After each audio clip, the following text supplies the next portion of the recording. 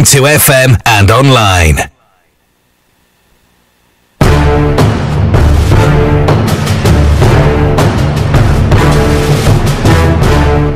Assalamu alaikum and good evening.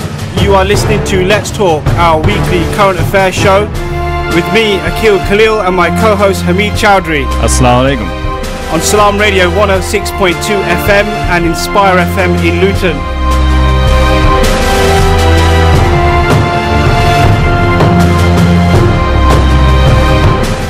You can listen to us live at salamradio.co.uk or watch the show live on our streaming services. Search for Salaam Radio on Facebook, YouTube and Twitter. If you prefer mobile, please download and use our Salaam Radio app from the App Store or Google Play. Salaam Radio is always on air 24/7, 365, uniting all communities. As ever, listeners, you can get involved with your opinions by calling us on 01733 602 133, or you can text WhatsApp the show on 07745 278 978.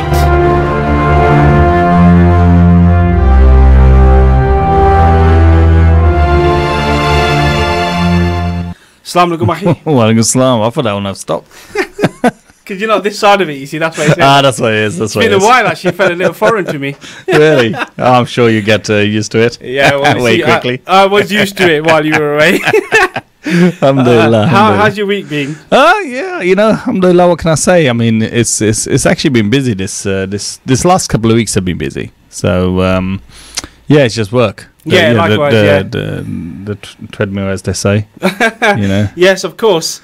And it's been a really busy week for news. Do you know what? There's been huge amounts. So much stuff has been going on. Yeah. We've had to make some choices in what we were going to talk about this evening, and so we've decided to go for one of the, one of the most important, and actually pertinent stories in the news at the moment, which relates to Facebook and a company called Cambridge Analytica. And that's going to be something we're going to talk about in the first half of the show. It's not new to us though, because we picked up on this story 6 months, 8 months ago. Yeah. I can't remember now. 2017, we spoke about Cambridge Analytica and Mercer and how the impact it was having, and yeah. So what's coming out now is nothing new to us. Not to us, absolutely. But I tell you what, there's a lot more meat on the bone now. Yeah. Definitely. Yeah. So that's going to be the first half of the show, listeners. The second half of the show, we're going to be speaking about and discussing the plight of Professor Ramadan. He's a high-profile European Muslim and a comprehensive review. Absolutely. So we're going to be looking at that in the second half of the show. So as ever, if you want to get involved with the show, you can call the show on 01733 602 133. So yeah, this story. And you know what? We'd love to have comments, because I think both of these stories warrant absolutely participation. 100% agree. Please, I would definitely take on board what Brother Hamid has just said. Definitely, because there's 2 billion monthly users for Facebook.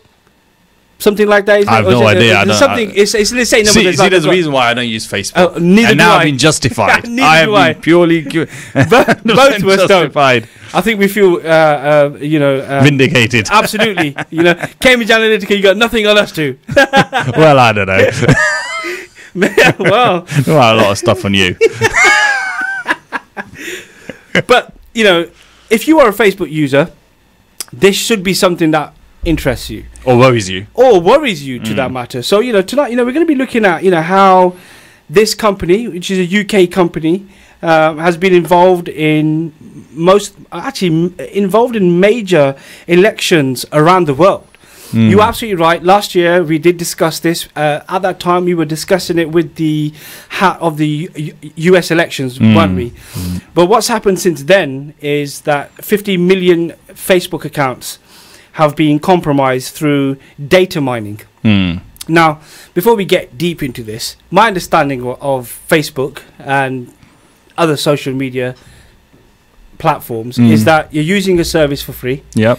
Surely then there's got it says it's going to be free for life, and the organizations themselves need to make money to operate. I mean, for example, Facebook would have vast data farms around the world, and so surely the deal the devil in the detail, apparently it's in the terms and conditions, is that they will have access to your information. So similarly, like you have, for example, Tesco's, and they have a club card. And so unbeknown to the, I'm sure our listeners are privy to this, but a lot of people, if you didn't know, when you use your club card at a shopping centre, especially in a Tesco's, and you buy your goods and then you scan your card and you think you're getting your points, what you're actually doing as well is your profile on their servers is learning about what you've just bought. And then each time you do it, and then it carries on building this profile, and then a month or two later you get these vouchers which are relating to something you've purchased. And similarly with Facebook, so I think it's important. Is it similar though? No, wait, let me build it. Right, okay. So similarly with Facebook, now Facebook itself is just social. It's just its platform, and what is allowed. Well, that's what I'd like us to believe, so they don't have to get regulated. What in the same way that the media companies do. Oh, you can tell, listeners, he's ready. He is literally gunning for this. I'm just saying. So Facebook itself is a social media platform. What it's done is it's allowed developers who make all kinds of apps, whether it's games, personality tests, so on and so forth. When you get that around, your friend might share a game with you or share a quiz with you, and to you it might just be a word search or a puzzle or whatever it may be. But within that app, at some stage, you would have given it authorization to know your name, perhaps your location, your email address, your friends, and so on and so forth. What's been happening as well is through the back door of these apps, companies like Cambridge Analytica have been able to decipher this information and then use this, whether it's been sold, analyzed by them, transformed into usable data, such as these, 100,000 people like this person in this election, or 100,000 people like to support this football team, or whatever it may be. And so over a period of time, they've been able to create an algorithm or allow that data to be understood by its software, so that the next time you are presented with some information, it is to something you already believe in, something you're already biased towards. So therefore, if you wanted to buy something from me, and I realized from that data, they like this sort of thing, my next product can be this. So it's the manipulation process which is taking place here. But okay. Go ahead, man. Go ahead. It's a Keel show today. Go for it, man. Go for it. Cambridge Analytica, essentially, it operates in the UK and it is registered in America as well. Now, I will say this and then it's over to you, brother. It describes itself as the one that uses data to change audience behavior. That's like their mantra. Okay, so the data that is gleaning, whether it's from, although it denied initially in the the CEO denied it in the MP's questioning that he had, I think it was in February actually, and he said, we don't use Facebook, blah blah. But the whistleblower, this story has all come about from a whistleblower from at Cambridge Analytica. If you look for it, it's on Channel 4. There's a documentary there, just there, and there's a lot of information there about it, and he has unequivocally, explicitly said that, Facebook is certainly part of the information that they use. And it's important because there's so many people who do use Facebook. That's why we're talking about this tonight. And as far as I'm concerned, most people wouldn't have known this is what's going on. So unbeknown to the common man, you've partaken in a mass propaganda. And so over to you now, brother. Right, okay. Just to add that there are other social media platforms as well. I normally say that. Just to cover myself. The yin to my yang.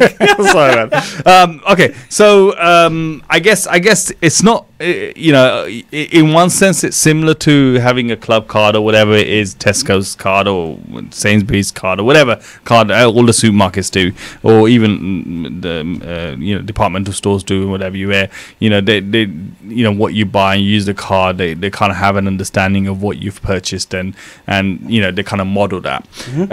Now they don't then go out and buy huge amounts of data across your entire personality space, and to try and then understand who you are as individually, and then send you information to nudge you in a particular direction.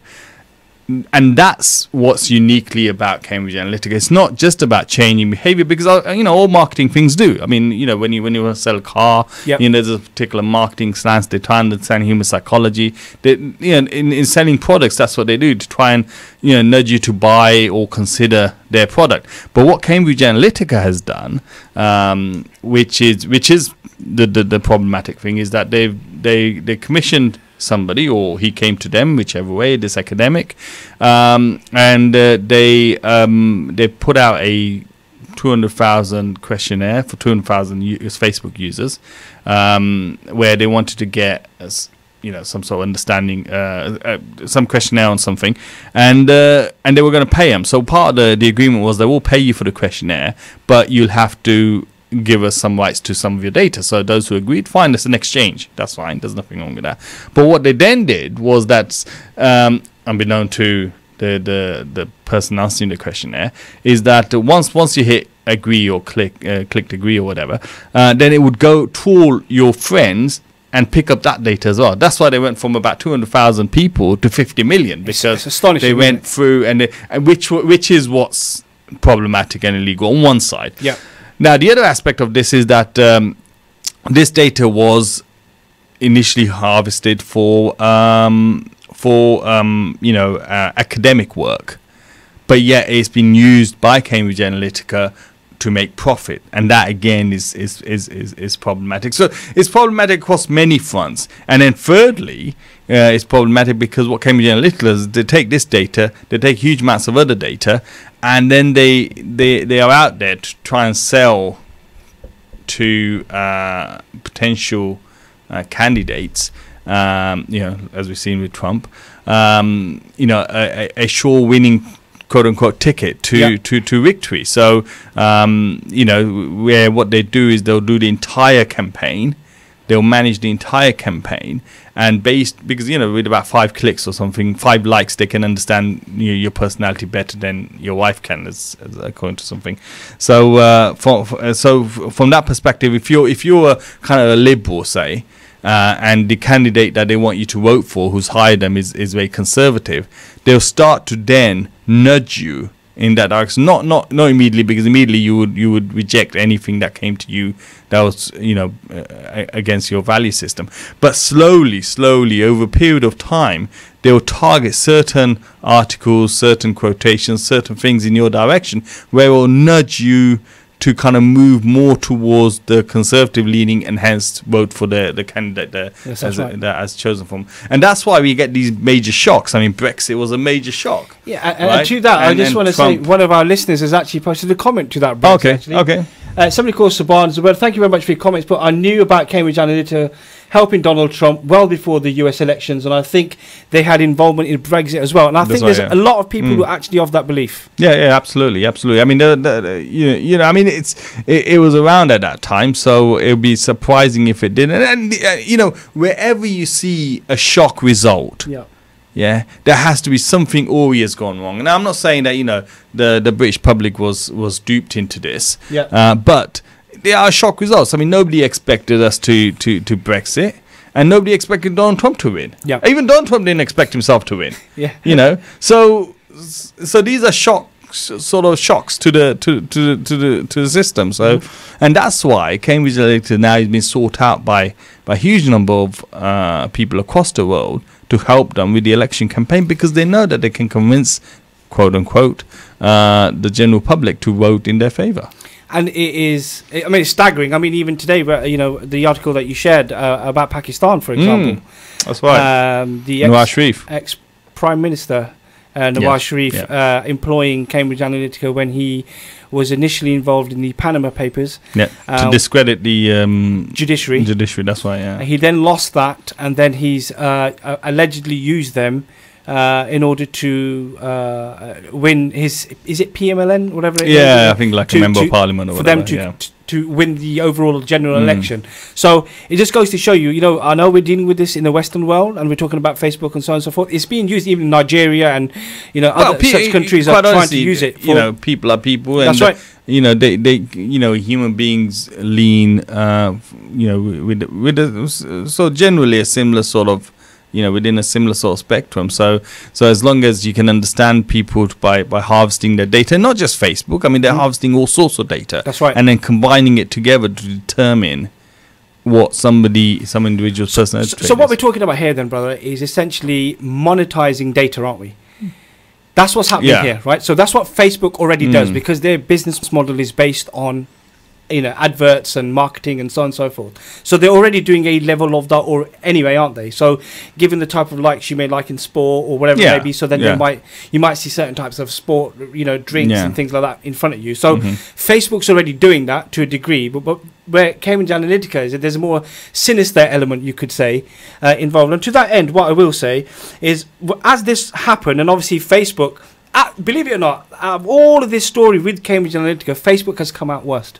It's come out worse. So, for example, on the 20th of the 3rd, just this week, actually, Facebook's value it plunged from down $37 billion, which is £26 billion, amid the concerns about this whole Cambridge Analytica situation. The stock fell by 7% on Monday. And also on Monday, the Information Commissioner was seeking a warrant to access Cambridge Analytica surveys amid an investigation into its involvement into the worldwide elections. The crazy thing about this bit, and last bit I've just said, is up until yesterday, they still hadn't gone in there. They still didn't have a warrant. And the only thing that you could say, I'm being a cynic, but I mean, the only thing that was going through our mind was delete, shred. What's going on? Why is it taking so long to get this warrant in place to go in there and check what's happening? And it is really worrying. But what was born from this whole story breaking is the delete Facebook hashtag.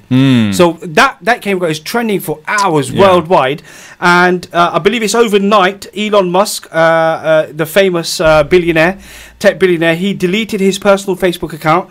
He's also deleted Tesla's pages from Facebook as well. Wow. That's right. Yeah, I mean, this is big. And then today, the 23rd, the US Senate Commerce Committee have asked Facebook founder Mark Zuckerberg to testify before Congress over allegations it harvested user data without consent. This is big. So I know we've got Cambridge Analytica on one side, but Facebook isn't going to be let off the hook in any way, shape or form. I'll be surprised now if Facebook aren't going to be called back in front of the MPs and grilled there as well. But the thing is, you have to understand where Cambridge Analytica came from. I mean, it's been bankrolled by Mercer. And $15 million, I think it was. And the person in charge at one stage, or certainly on the board, was Bannon. And the infamous Steve Bannon from Breitbart. These are all far right, far right supremacists. And I think as Steve Bannon said in France, he said, "Where he has a badge of honor," So it's these people are at the center of this whole thing. So I don't think Cambridge Analytica has done anything that is innocent in that sense. They've done it to subvert democracy, to attack our values and our freedoms. This is the fifth columnist, as I was saying to you, that these are people who are embedded, and they are taking advantage of what our country offers and the West generally offers, and they're using it against us, using it against our institutions, our right to choose our elected officials, by subverting the way the messages is presented to us. I think they should be thrown, arrested, imprisoned, and key thrown away. Strong words there, listeners. Please get involved with the show. You can call the studio on 01733 602 133, or you can text and WhatsApp the show on 07745 278 978. What I will say is, in the Undercover documentary Channel 4 did, they've got two of their undercover reporters at an exclusive hotel or restaurant or whatever it is, and they've got the CEO of Cambridge Analytica there with one of his colleagues, and they're asking him all these questions and stuff, and he's on record as saying, we can, we send the women round. I think it was honey traps. He said exactly, honey traps. We can take pictures, we can offer money, we can do all these sort of things, and after watching and reading this, I was thinking, is this? Am I watching a film? I mean, is this real? And but then you switch the news on, and of course it is. There's so much going on. So this is what I was trying to say. Surely there's a trade-off. So you've put Cambridge Analytica just to one side for a moment, but if you're using a free social media platform, should we not be accepting that that's the trade-off, where we're going to use your service for free, but in return, you can have my data. Now we know the value of that data. No. Because social media, Facebook has a certain privacy laws, right? And it has certain guidelines which it adheres to, and that's why people trust it, because they trust that their information will be safe. Their information will only be viewed by people they want their information to be viewed by. Okay, Facebook does have within their terms and conditions that anything you post on that becomes the property of Facebook. They can use it as they wish, but there is this kind of social contract that people have, and that is, I'm willing to use your service and popularize you and make you one of the largest platforms in the world, as long as you safeguard, your part of the agreement is that you won't use my information in a way that would be against me or against my kind of social standing within society. So with that in mind, I think Facebook is completely wrong in what it's done and the way it's allowed certain people. I mean, we only know of this one academic. I mean, God knows how many other people have used the same method and extracted information and done all sorts of things. I mean, the NSA comes to mind. Well, to be fair to the academic, he has come out and said, look, I didn't design this for the purpose of what it was used for. Okay, but let me put something to you slightly differently then. Do you feel that with the uncovering of this whole situation, that really Facebook has been doing its service for the people who pay to use its service by allowing it to have access to that information unchecked all this time? So it's not just Cambridge Analytica, it's all the other people who write the apps and stuff and who've got all the back doors in, because they're paying some sort of fee. Do you think they've thought, I mean, when you download an app onto when you download an app onto your iPhone, or your iPhone, I mean, why would okay, I won't say that, but people choose to use the Apple platform, because they know that the apps that go onto the Apple platform are checked, double checked. There's several layers before they are allowed to be put onto the App Store. Correct. Right. So when you do download it, that nobody's gonna get information and quietly send it out to somebody and they'll use it. So and the same is with Facebook. I mean, although you expect the internet gurus, they say, look, at the end of the day, if something is free, you have to consider what is the product. Exactly. And you are the product. That's right. So you there is a recognition that you are the product that Facebook has. Yeah. But the social agreement you have with Facebook should bar them from using your information in a way that's not befitting, or not that you wouldn't agree to if it was presented to you. So that's where Facebook's come under.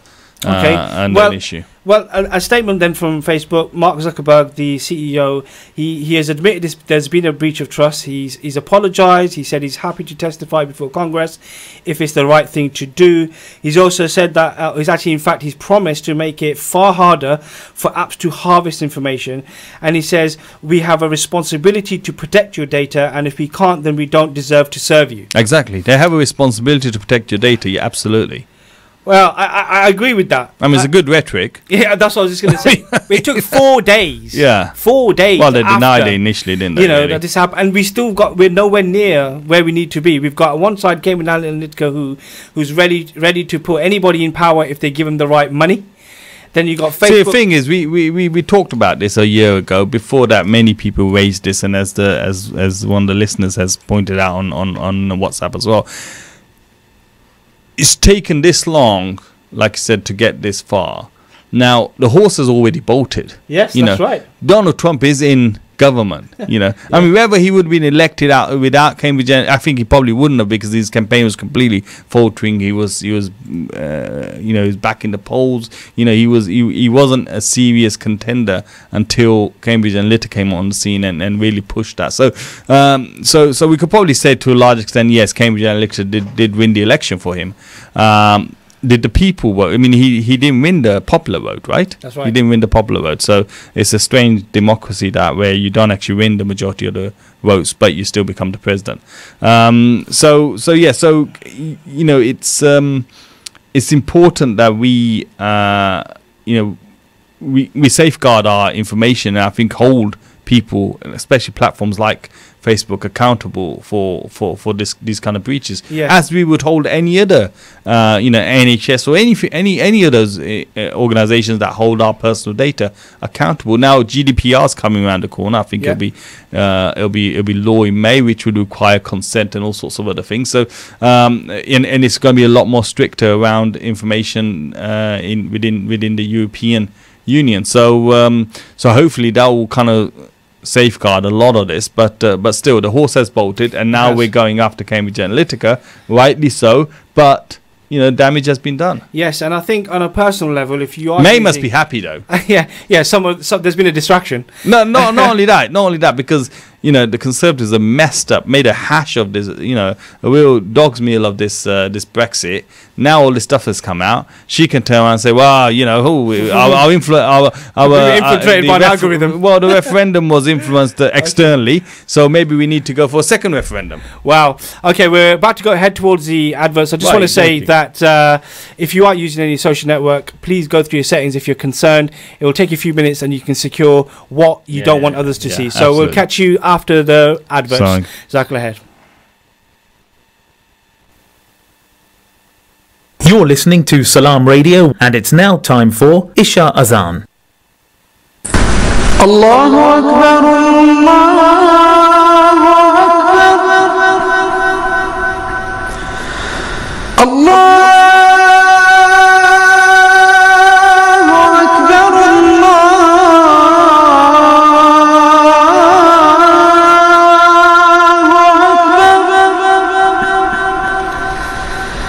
أشهد أن لا إله إلا الله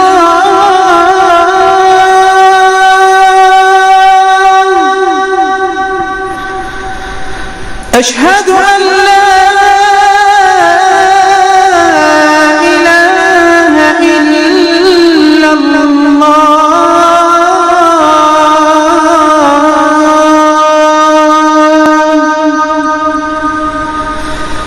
أشهد أن محمدًا رسول الله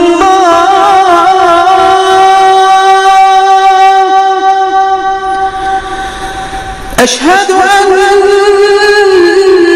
محمدًا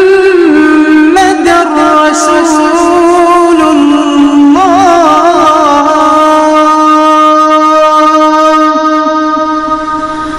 حي على الصلاة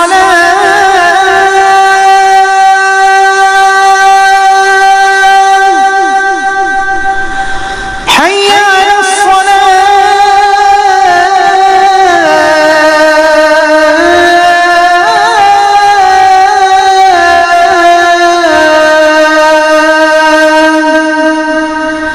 حي على الفلاح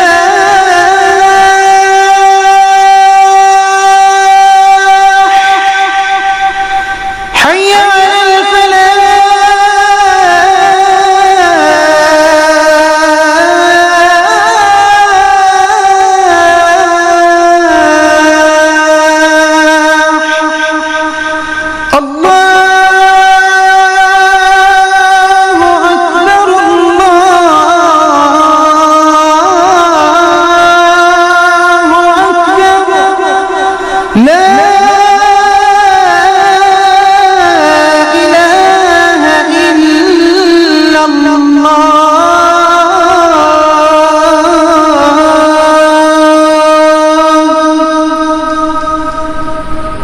الله أكبر الله أكبر لا الله أكبر الله أكبر لا إله إلا الله اللهم صل على محمد وعلى آل محمد كما صليت على إبراهيم وعلى آل إبراهيم وبارك على محمد وعلى آل محمد كما باركت على إبراهيم وعلى آل إبراهيم في العالمين إنك حميد مجيد اللهم رب هذه الدعوة التامة والصلاة القائمة آت محمدا الوسيلة والفضيلة وابعثه مقاما محمودا الذي وعدته.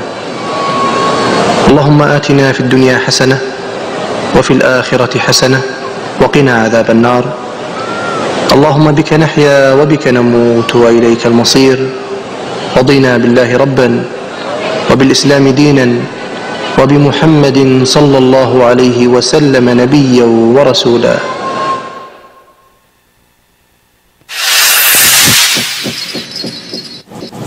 السلام عليكم ورحمة الله وبسم الله. قال النبي صلى الله عليه وسلم الحياء شعبة من الإيمان. If you want to learn about Islam and Muslims, stay tuned to Salaam Radio 106.2 FM. Assalamu alaikum listeners, welcome back to Let's Talk, your weekly current affairs show with me, Akil Khalil, and my co-host Hamid Chowdhury. Please do get involved with the show. We've had an interesting topic in the beginning. If you do want to get involved, you can obviously go on our social media outlets, Facebook, Twitter, Instagram, etc. Or you can call the studio on 01733 602 133 or text WhatsApp the show on 07745 278 978. Okay, so inshallah in this half of the show we're going to talk about Tariq Ramadan, who is a professor at Oxford University. He is, for those who don't know, he is Europe's most influential Muslim intellectual. I think Time magazine ranked him as one of the 100 most influential people in the world. And according to some, he is like an international Islamic institution all by himself. Yeah. He's written hundreds of books and a lot of them in French, and I've read quite a lot of them that are in English. But recently he has been, to start this year, he's been, well, since February the 2nd actually, he's been incarcerated in a preventative detention and confined to kind of a solitary confinement in a French prison. Now it comes as a shock and a surprise. He went out to, so he was accused of rape by two women, well, initially one woman and then another one. So Handa Ayari and quote unquote Christelle, which is a name given to her by the media. So it's an anonymous accusation. So she's anonymous as yet.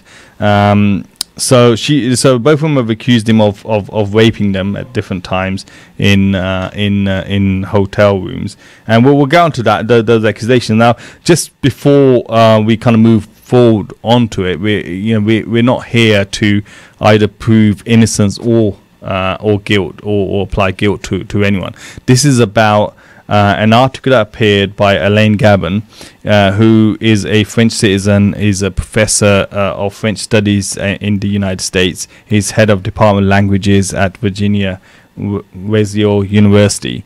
And so he's written an article called Tariq Ramadan Case, a Comprehensive Review. Now, the premise of this article is to look at how Tariq Ramadan has been treated, is currently being treated in France. And that's why I think what we wrote is that as a high-profile European Muslim, is it right that he is made to suffer, or anyone actually for that matter, made to suffer the harshness of state-sponsored parallel legal system, which is in sharp contrast with the values of laicite and the Republic, French Republic.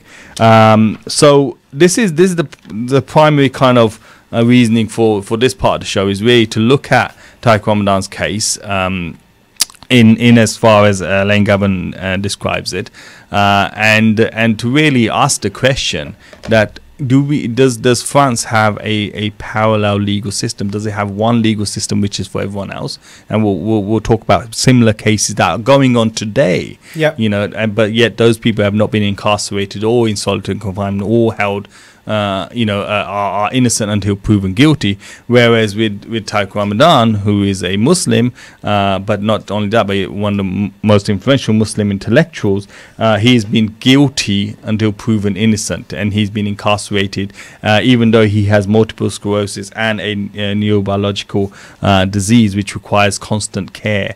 And many physicians who've looked at him have said that it's incompatible for him to be in prison, and yet the judge in this case, the prosecutor's office has retained the right to keep him in incarceration and denied rights for his family to see him, and denied visitation rights, because I mean, as he says, even murderers get those rights. I mean, this is really a human rights violation, and to deny anyone a right to see him, even though it's an allegation right now, there's no proof that he's actually done anything. And what we want to stress tonight as well is that we're not going to be talking about the trial in that element.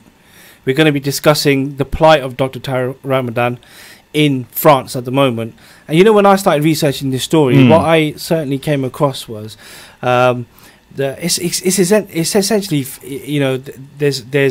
there are people who are for him, there are people who are against him, but one thing you cannot get away from is the amount of actual abuse he's suffered for years by all sides in France's society. So whether that's in the political spectrum, whether that's a social or wherever it may be, he seems to be the scapegoat for anything related to. I think the issue has been in particular Tariq Ramadan, because French people they have this notion that Muslims should be head bowed and should kind of almost be embarrassed of being Muslim.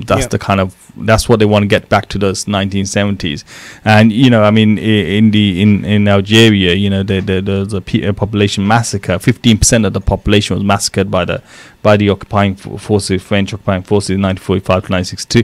And so this and we know about the way Muslims live in France. They're disproportionately represented in prison. They have harsher punishments, so on and so forth. So there is this element of double standards in French legal system. But what Tariq Ramadan was doing was that he proposed this idea, and a lot of young people, third, fourth generation French people and other Europeans, that you are European Muslim, you are citizens of this society, whether it be France, Britain, Germany, wherever, and so you should be proud. You are equal citizens. You shouldn't have to kind of hide your faith, practice your faith whichever way you want to practice it. You have a right to do so because the legal system and our democratic our institutions afford us those rights, and we should respect that, and we should honor the society and the country we live in. We respect the laws of the country, but feel proud and happy, and keep your heads up high and practice as much or as little as you want. And this has been his mentor from day one. And this is something that I think he has, as he's rubbed the establishment up the wrong way, because this is counter to what the establishment's narrative has always been, is that keep the Muslims down, keep them, not Muslims and generally, kind of a bit xenophobic as well, unfortunately, but in particular Muslims, keep them in ghettos in France. People live in ghettos. I mean, this is kind of laissez-faire. I don't know how it's laissez-faire, but this is what they kind of have this notion, but it's not really liberté either. But the problem with this case in particular is that or Tariq Ramadan in particular, is that he unifies the Islamophobes and the politicians from all spectrums, because they all hate the notion of what he's advocating, is that people should be they should be proud, they should be confident, they should be contributing. He has the 7 C's, one of his books, and they should be active members of the society, and they should be working to better that society. And these kind of ideas frighten people who want to subjugate other people. Absolutely. And unfortunately, and then to that end, actually, you see that there's, it's not just far right politicians. We're talking about prime ministers and presidents of France have all gone against this one man. Yeah. Well, they made him public enemy number one. Of course they have. I mean, so much so that if he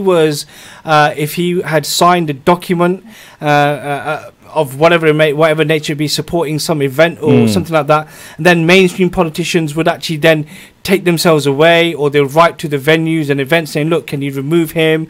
And he's now, his name and his place in society has been tarnished to such an extent now that if you were to rubbish someone's knowledge on any subject, and you just have to affiliate them with Tariq Ramadan, and suddenly any sort of genuine discourse that was going to take place is gone, and people will turn on you and say to you, oh well, you're obviously a liar because you're sharing a platform with this guy. And it's shocking. I mean, the problem is that France, it wants to in incarcerating Tariq Ramadan and trying his utmost to get him convicted and whatever. We'll look at some of that stuff.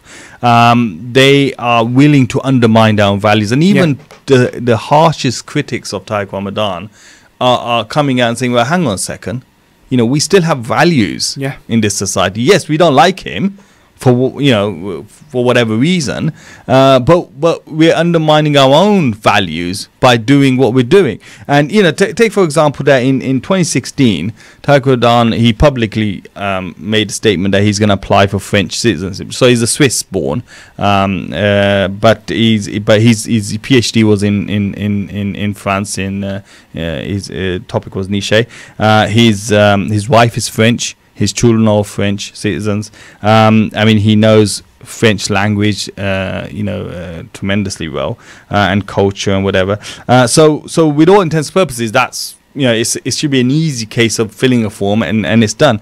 But the Prime Minister, Manuel Valls, he red with rage, said that he will never allow that to happen. It will make his mission to make sure that his application gets rejected, which is in violation because he doesn't have any purview over whose application gets accepted and whose application gets rejected. And this is the situation in which Tariq Ramadan today finds himself, that he has been hated for decades now by the establishment. Right. I mean, he went head to head with Sarkozy on a TV platform. So I'm wondering that when Julian Assange, when he was accused of rape as well. That's correct. Yeah. He took refuge in an Ecuadorian embassy in London, and now that case has been dropped. Right. That's right. Yeah. So I don't know, for some reason Tariq Ramadan actually went out there voluntarily to France to fight the case. He was not an all-flight risk. I mean, he provided documentation. Actually, the funny thing is, the problem is that a lot of this documentation has been lost. One of his strongest hard alibi was that one of the accusations for rape, he wasn't even in France at the time. Yeah, he was on a plane. He was on a plane. Then he ended up at an event, didn't he? Yeah, but the point is he wasn't even in France at the time. That's right. So that evidence was presented and was logged with the prosecutor's actually, office. no. What happened was they gave the evidence, and the prosecutor said that they did log it, but they didn't log it. No. They. You see what happens? You have to present your evidence, and then they give you a slip to say yes, we've received it, and then it goes through verification, all that kind of stuff. So that's it. That's what they haven't verified. So what happened is that they then said, oh, it's been lost. Yeah. For 2 months. So after the 1st of February, so after that process had taken place, they said, oh, we've suddenly found it. But it was too late now. That's because right. the day after Tariq Ramadan was incarcerated. So there is clear state intervention in this process, where state should be independent, judiciary should be independent of the state. Now, his case was registered in a different city in France, where it was sent to Paris to be prosecuted by the person who does the counter-terrorism. Yeah. So you see, whereas these are all going counter to the French value system, and you just wonder whether he's going to get a fair trial. And I don't think he will get a fair trial, judging by what's happened so far. And we've not even gone to trial yet. No, that's right. It's allegations right now, right? Of course, it's allegations. And the other thing to stress here as well is that you're right. Everything we've seen so far points to it's not going to be a fair trial. Every obstacle that's come up, unfortunately, they've put so many in his way. Yeah. And to that end, he was taken to the first court hearing in an ambulance because he needed his medical treatment. And even that was then presented to the judge, who still said, no, I'm sorry, but he'll be fine. I mean, what I don't understand is a man has gone to France voluntarily with documentation, so on and so forth. They've incarcerated him. But then they've put him in solitary confinement as well. I just without medical treatment, considering he's got multiple sclerosis and he requires this. Quite honestly, I think a lot of people are shocked. Oh yeah, yeah. But I tell you what, Flammarion is one of France's oldest and the largest publishing house, most respected. They commissioned Ian Hono to write a book, which he did, against Tariq Ramadan, and he's an Islamophobe, anti-Tariq Ramadan. And then so he sent the script over, and then they rejected the script because they wanted him to put that he's a terrorist, right? So he's at the end he's an author. So he said, well, that's just a blatant lie. I'm not going to put in blatant lies. Other things are, you can confuse facts and this, that, and but blatant lie, that's bring my reputation in disrepute openly. So they rejected his. So this is the nature of France's hatred, with Tariq Ramadan, is that the most largest and respectable publishing house is willing to commission people to write books with a set objective, a set agenda. It's staggering. I don't see how, and all of it boils down to the fact that he's making an impact on young people in France. Yeah. He's telling them to be confident. Everything that the British value system is telling us, the European value system should be telling us, that young people should be engaged in the political process. They should be confident. They should be clear about the direction which they want their country to go in. They should be active in every facet of society. And yet, in this case, when it comes to Muslims and France, the French establishment doesn't want that. And they will do everything in their power to undermine and discredit anyone who's willing to kind of work in that direction. And this is the reason why Tariq Ramadan, quite honestly, judging by what's happened so far, 1 month or so in solitary confinement, on an allegation which he clearly and absolutely denies, is just unacceptable. It's a human rights violation and abuse. What do you think, listeners? Please get involved with your comments. You can call the studio on 01733 602 133, or you can text and WhatsApp the show on 07745 278 978. I just want to talk about a few things here that this idea that both these people, Handa Awari and Christelle, they pursued him actively on Facebook, and he blocked them off on his Facebook. Handa Awari in 2013. 15 months after the alleged rape. So she wrote a book which I think part of the reason why it's sold so well. She tried, and she admitted to this, that tried to re-establish relationship with Tariq Ramadan. She went to conference after conference. She sent him emails upon emails, and he blocked her. And then and then she said, right, at the end of that mid 2013 she stopped, but then they found 300 emails from her in 2014 begging and saying to Tariq, don't block me, please, this, that, and the other. So she literally hounded him, and he wanted nothing to do with her. So these are contradictory accusation or quote unquote evidence that is being presented, which for any judge, they should have heard it out by now. There are other people within Macron's cabinet who've been accused, same time, right now. They've been accused of rape. Two men, Joel Darman and Nicholas Holt. They've both been accused of rape. They were afforded all the liberty to go on TV to make their passionate appeals.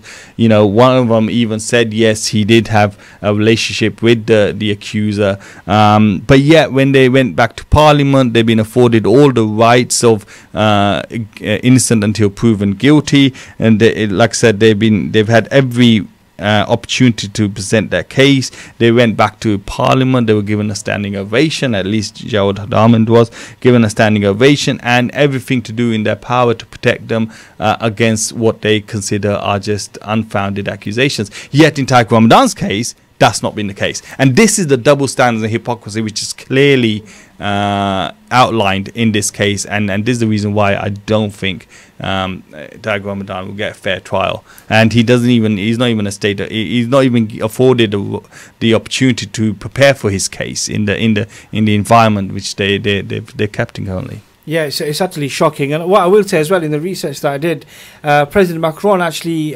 publicly endorsed these two candidates as well. To just ensure that their profile wasn't going to get affected. Yeah, absolutely. Yeah, there was a female MP in France. Yeah, as well, that's right. Yeah, who came out and she was very much talking positively about the Me Too movement and about how we need to support people and people when accusations are made and they need to be. And we also say as well, it's important for our listeners to understand that we are both saying these allegations do need to be investigated completely, and justice just needs to be, but it needs to be fair. It needs to be seen to be fair as well. Yeah. But this female French politician then retracted some of the statements she made and started to support her male colleagues who were accused of this crime, and then started to discredit the females who accused them originally. And this is the hypocrisy. That's right. And then they've gone straight at the media outlets who shared these stories, who reported on these stories about these two male French MPs. And now there's this whole thing about, are the media telling the truth or not? Yet the two accusers of Tariq Ramadan have also been paraded. And shown compassion on TV and so on and so forth. So I mean, look at what's going on here. Like, take Christelle. She said that she had all these text messages. Then she said, "I can't find my phone." Then she does find her phone. Months after, or a long time after, and she goes on this Cohen show to show these text messages. And in that text message, it's referring to her as Christelle. Now, that was a name that was given to her in 2017 to protect her identity. This was supposed to be back in 2009. So there is, and she's now being looked at as for perjury, for forging not perjury, for forging evidence. And also Caroline Forrest, who has couched Christelle. She says she put her in front of the judge, and now she's being looked at for evidence tampering. I mean, the point is these so Islamophobes don't add up. And Christelle and this guy, this Handa Awawi, they said, we've never met, don't know each other. Then when they were pressed, they said, actually we have met before, and we both know each other, and we had long-standing conversations with Fiametta Werner, who is another Islamophobe with a website, anti-Islamic website. Also, he is a partner of Caroline Ford. So you see all these things coming around to a very small group of influential people who have. I mean, I'm not saying whether this happened or not, but it's the evidence currently that is being presented, whatever evidence it is, it's got so many holes in it. A river can flow through that. Yeah, and yet there is a man who's been incarcerated in solitary confinement. See, what's going to happen is that they're going to find out that actually none of this evidence stands up. They're going to say, okay, let him go, but the damage has been done. He's been incarcerated. That's right, and his health is deteriorated. Absolutely. And maybe that's what they want. What they want. They want to fire a shot across the bows to say, look, you try and become confident and consider yourself as an equal citizen. Be careful.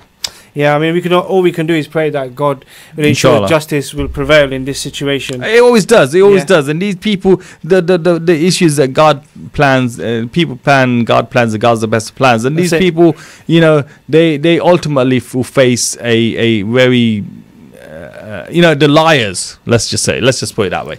The liars, whoever they are, Jazakallah khair, brother. always face a bad outcome. Excellent. Sure. Thank you very much for that. We are heading towards the end of the show. This is Subhanallah. Yes, the hour has flown by. We have a few announcements to make. So we have an appeal this weekend, Saturday the 24th of March, which is the Syria Emergency Fundraising Appeal.